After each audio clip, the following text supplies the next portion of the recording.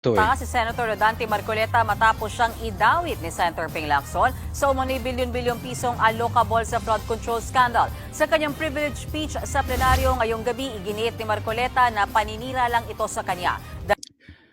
Yung usapin na patungkol dito sa may allocables naman si billion, 500 million ata, 500 billion. I'm not sure do sa numero.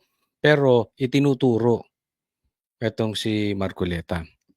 Ngayon, parang uubusin ni Lacson ang mga senator, 'di ba? Sinong nasa listahan ni Lacson? Doon sa partial report, si Chis Escudero, si Jinggoy, si Joey Villanueva. Ngayon itinuturo naman niya si Marcoleta. Isipin mo, tinuro mo ng lahat. Kulang na lang ubusin mo ang mga senador. Pero yung mga congressman hindi mo maituro. Ni hindi mo nga maipatawag. Ni hindi mo nga mabanggit.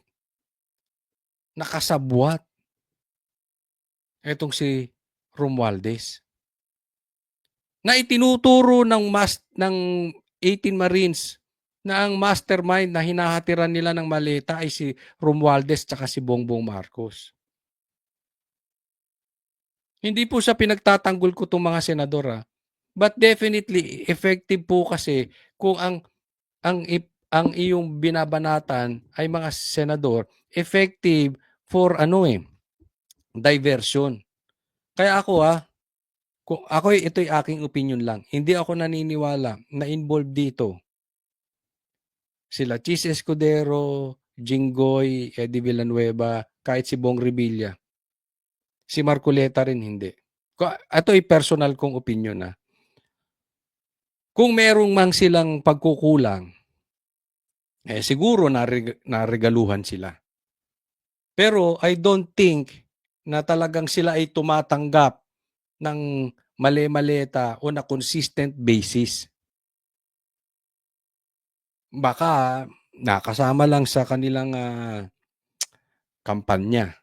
Yan, posible yan. Posibleng nag-contribute. That I don't know, okay? Pero ang punto rito, bakit ko nasasabi yan?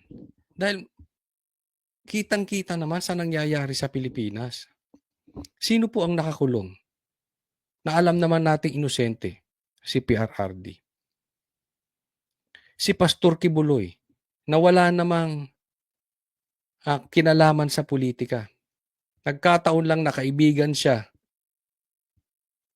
ni PRRD. Nagkataon lang. At ako ay naniniwalang alam nyo to. Na ang SMNI ay may paninindigan. Isa sa pagkakatiwalaan nyo. Parang dalawang mainstream media na lang ang talagang maayos. Diba? Sila yung inaano.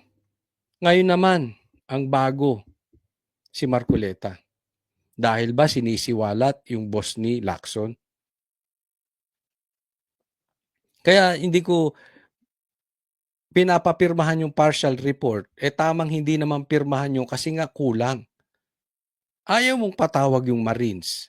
Ayaw mong patawag si Chavit. Ayaw mong patawag si Martin Romualdez. Ang dami mong ayaw ipatawag. Kulang-kulang yung investigasyon patungkol dyan sa ghost projects. Tapos, gusto mong pirmahan. Bakit? Kasi meron ka lang gustong maituro. Huwag po tayong magkaila. Alam nyo pong lahat yan. Alam nyo hindi ako nagsisinungaling. Alam po ninyo na style po yan ng gobyernong ito. Ilihis yung usapin. Simula nang bumitaw si Marcoleta, napalitang Blue Ribbon Chairman.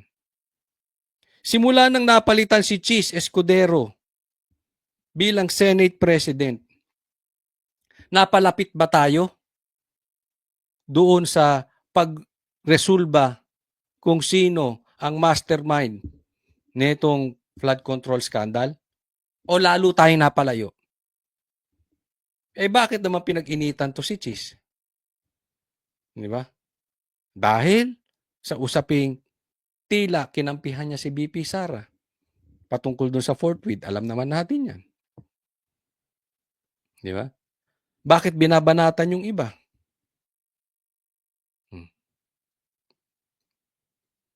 Sila Jinggoy. Kasi alam natin, boboto yan. Laban sa conviction sa impeachment. Sila Villanueva. Alam natin yan. Si Bong Revilla din. Bakit pinag-iinitan? Kalaban sa politika sa Cavite. Para meron silang maiturong sikat. Malilihis. Lahat ng nangyayaring ito, pansin nyo, palayo tayo kay Romualdez saka kay Bongbong Marcos. Yang ginagawa ni Lacson at ni Tito Soto, palapit ba tayo sa mga mastermind o palayo? Kayo na humusga. Kasi lahat ng sinasabi ko rito, palpak. Lahat ng sinasabi ko, mali. Kung naririsolba sa totoong buhay, itong ghost projects. Pero kung hindi, lalo tayong lumalabot palayo ng palayo. Tama ako, mali itong sila Lacson. Hindi po sa nagmamagaling tayo. Pero kita nyo naman sa nangyayari sa paligid. Si Chabit na lang, hindi ipatawag. Diba? Willing siyang pumunta dyan. Eto, isa pa, may papakita ko sa inyo.